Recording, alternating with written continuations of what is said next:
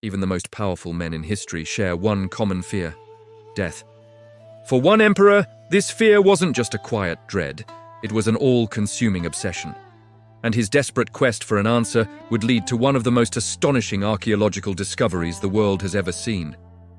This is the story of Qin Shi Huang, the first emperor of China, and his frantic search for eternal life.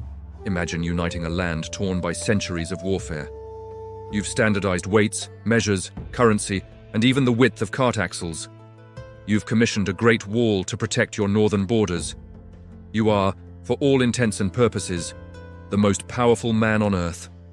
But what good is all that power if you can't enjoy it forever? This was the question that haunted Qin Shi Huang. Having conquered all his rivals on the battlefield, he declared war on his final enemy, mortality itself. His quest began with a blend of imperial decree and ancient mysticism.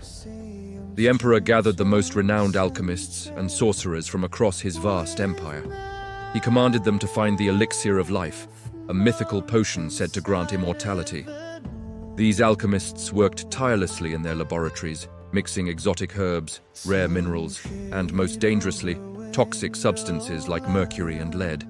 They presented him with countless immortality pills, which the emperor, desperate for a cure, consumed without question.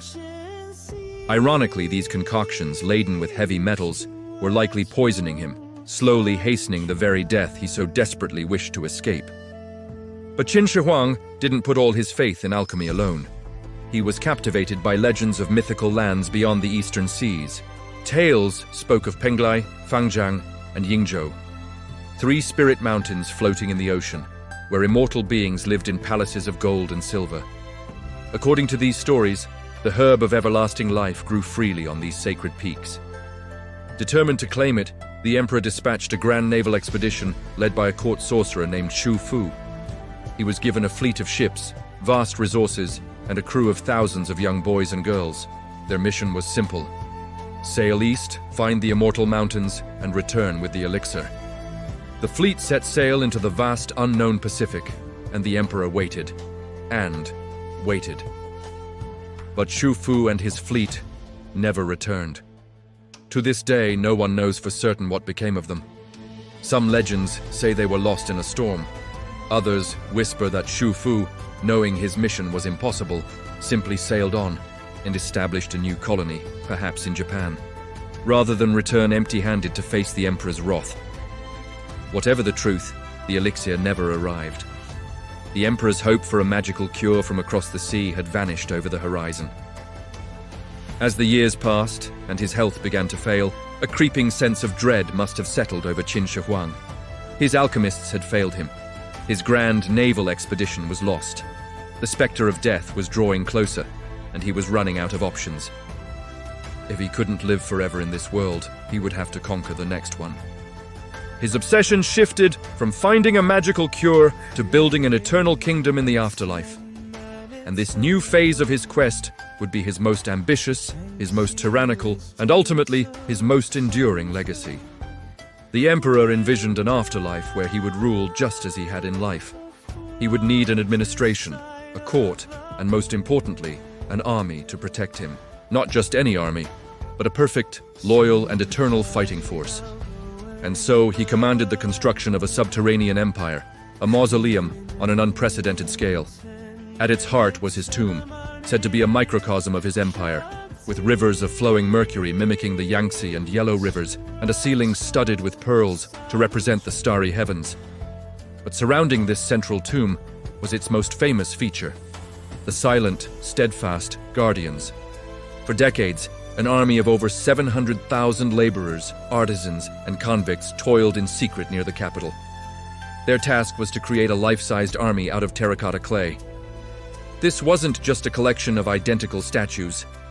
Each soldier was uniquely crafted. Their faces, hairstyles, and expressions were individualized, believed to be modeled after actual soldiers in the emperor's army. There were archers kneeling and standing. There were cavalrymen with their clay horses. There were charioteers, infantrymen, and high-ranking generals, all arranged in perfect battle formation, facing east, ready to defend their emperor from any threat in the afterlife. They were armed with real bronze weapons, swords, crossbows, and spears, still sharp after 2 millennia. This colossal undertaking was a state secret of the highest order. The workers who built this clay army and the magnificent tomb were sworn to silence. According to the historian Sima Qian, to ensure the secrets of the tomb's treasures and its intricate trap mechanisms died with its creators, the craftsmen and laborers who built the inner chambers were sealed alive inside the mausoleum after the emperor was interred. It was a final, brutal act of an emperor who would let nothing compromise his eternal security. In 210 BC, while on a tour of his Eastern Empire, still perhaps searching for a sign of Shufu's fleet or a new magical remedy, Qin Shi Huang died. He was 49 years old. His death was initially kept secret by his chief eunuch and the prime minister, who feared a massive uprising if the news broke while they were far from the capital.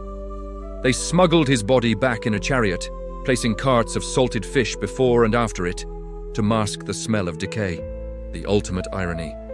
The man who wanted to live forever rotted in a wagon, disguised by the stench of dead fish. And when the truth emerged, the empire would crumble with him.